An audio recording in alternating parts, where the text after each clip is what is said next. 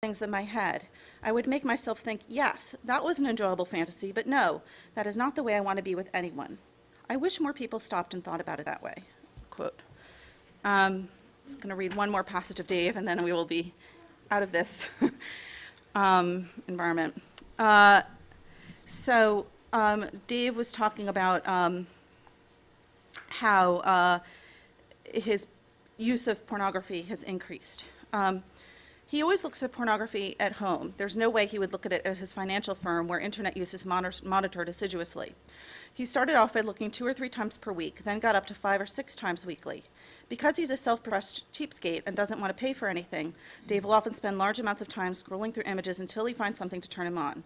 Quote, there's a lot of flipping back and forth trying to separate the wheat from the chaff. You will find something good and then, oh no, he's slapping her, and something that was a turn-on gets cut short. It's a rocky road, unquote. But the challenge, the chase, is part of the enjoyment. Quote, there's a fluttery feeling in your stomach because you know you're getting away with something illicit, he explains. It's like gambling, like a gambling addiction trigger. You'll see something that's pretty exciting and titillating, and you want more of that. You really want more of that. You keep hunting. You'll want to find something, but even more so, you're like a gambler, just playing one more hand until you win. After Dave finds what he's looking for and gets off, he dumps his computer cache, quote, I guess I just don't want to leave a trail of where I've been or what I was looking at, and goes to bed. Quote, I feel like, yeah, that was a release, but I don't know, maybe not the best thing, like eating a bag of potato chips. Somehow you always consume too much. In Dave's world, masturbation and computers may as well be wired together. For the past 6 months, he hasn't masturbated without looking at internet pornography. More than a few times, Dave has spent well over 2 hours at the computer, masturbating 2 or 3 times per sitting. On these occasions, he feels, quote, pretty ridiculous. As a result, Dave has experimented with restricting or, quote, reining in his use of online pornography. There was a time when he limited himself to weeknights only because, as he put it, quote, if I looked on weekends, there was no reason to keep me from staying up until all hours with it, unquote. Lately, he's tried to keep himself to 2 times a week because he's in a relationship. Quote, to avoid dulling my sexual response too much, he explains. I'd rather save any pent-up energy and excitement for the real thing than let it dissipate through masturbation.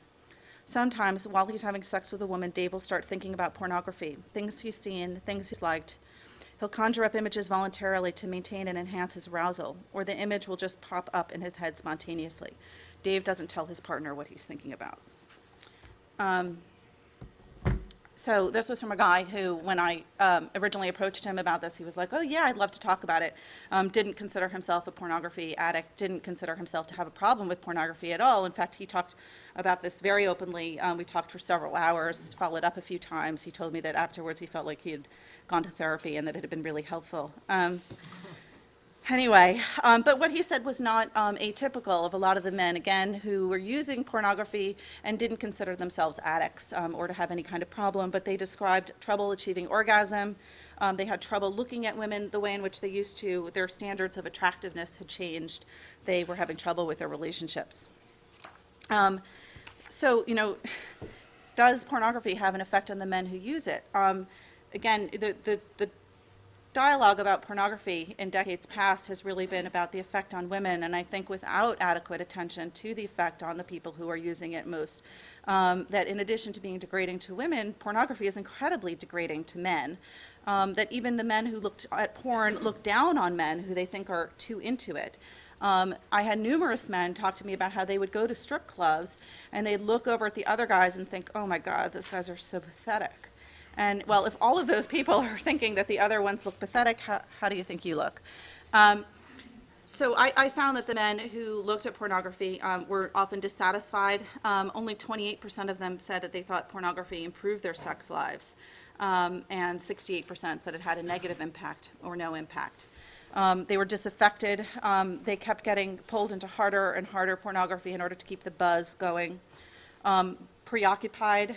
They would look at pornography online more than any other subject. 2/3 of 18 to 34-year-old men visit a pornographic site every month.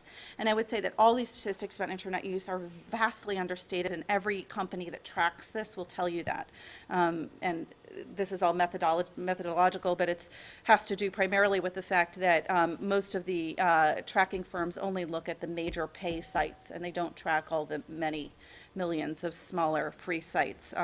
So everything you get is a huge underestimation. But it nonetheless still, in this official estimate, ends up to half an hour on average with online pornography each week. But most men that I talked to said that they spent at least that much each day. They're disconnected. They eventually lose the ability to relate to or be close to women in real life.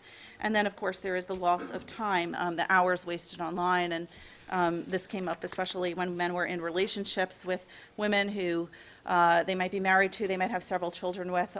Anyone who has, young children or children of any age knows that the demands on a man's time are already enormous. And to think of adding in an hour or two a day to pornography rather than, helping unload the dishwasher or drive a child to soccer, the impact becomes, on a daily basis, huge. Never mind the psychological effects, obviously. So that brings me to the next question, which is, does pornography have an effect on those around the porn user, the girlfriend, the wife, the coworker, and the female friend?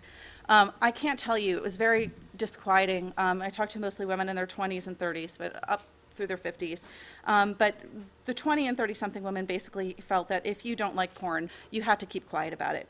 Because women who, quote, weren't cool with porn were considered to be unsexy, unhip, jealous, reactionary, not sex positive,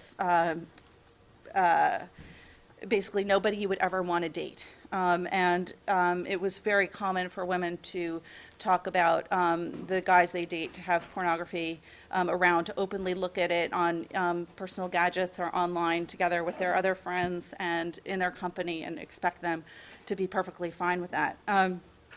6 in 10 women believe that pornography affects how men expect them to look. 4 in 10 men agree. And even college-age women I spoke with were contemplating getting breast implants, for example, to keep up with porn stars. 6 in 10 women also believe that porn changes men's expectations of how they should behave, and they felt that they were forced to compete on all fronts. And finally, betrayed. 1/3 of women see pornography, men using pornography as cheating. In absolutely all cases, only 17% of men equate pornography with cheating. 4 in 10 Americans say that pornography harms relationships between men and women. Nearly half of women describe fallout in relationships. Only 1/3 of men say the same thing. I'm going to read you another email, and I got hundreds of emails from readers after this book came out, really, some of them very moving.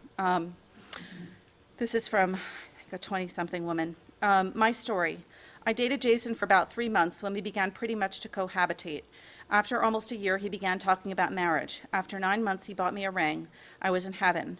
At about the 1-year mark, though, he started to become distant. He claimed he was just tired due to his unusually long work hours and his inability to sleep at night. As the next 3 months progressed, he became so distant that he did not even want sex. We never talked about the wedding anymore. He never actually ended up giving me the ring. I realize there are many reasons why Jason could become distant: fear of commitment, attraction to other women, immaturity, who knows. What I do know is that after about 3 months of distance and about 3 weeks of no intimacy, I went to debug our computer. Imagine my shock when I went to weed out the internet cache and found countless porn site cookies. I was horrified. As you probably know, a web cookie tells the date when the cookie originated and the last access times and as well. You already know what I'm going to tell. Most of the cookies originated over the prior 3 weeks, and he was accessing them late at night when he, quote, couldn't sleep. I was so hurt, angry, and betrayed that I sat at the computer shaking. I dug further and found that he was purchasing streaming videos, no download, no trail, from at least one site. I shudder to think about the stuff I was unable to find. I left him that day. When I did my research, and this information obviously is a bit outdated because this was now 5 years ago, but nearly 2/3 of divorce attorneys at the 2003 meeting of the American Academy of Matrimonial Lawyers had witnessed a sudden rise in divorces related to the internet. 58% of those were the result of a spouse looking at excessive amounts of pornography online. Finally, what is the effect of pornography on exposure on children? And I think this is mostly and very frighteningly unknown. Obviously, it's very hard to do research in this area. But what's worse is that experts say today that there really is no way that children are not going to see pornography. They're going to get around the filters.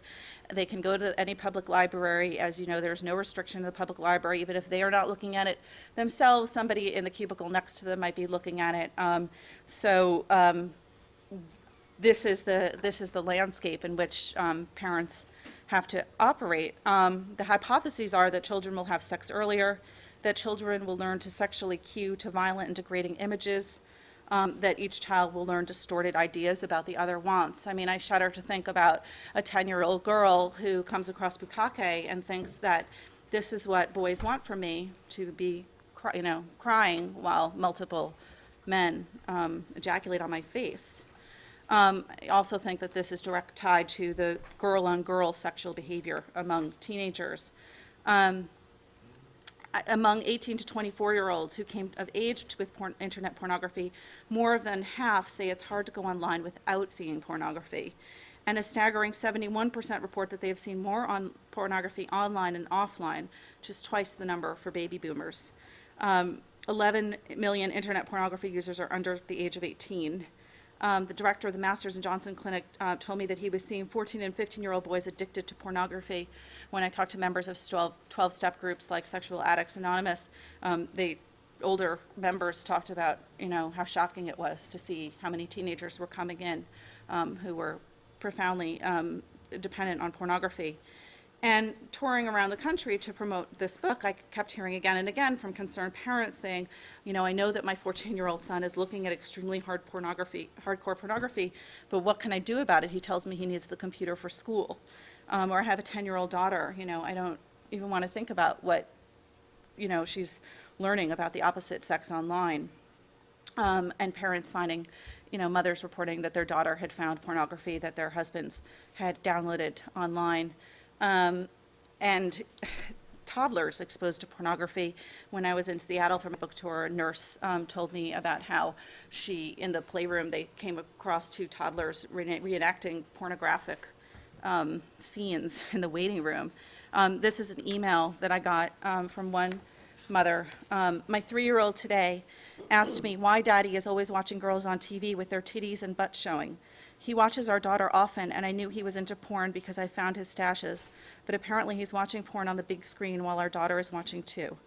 What effect is this possibly going to have on her? I'm filing for divorce, but fear she's already seen too much.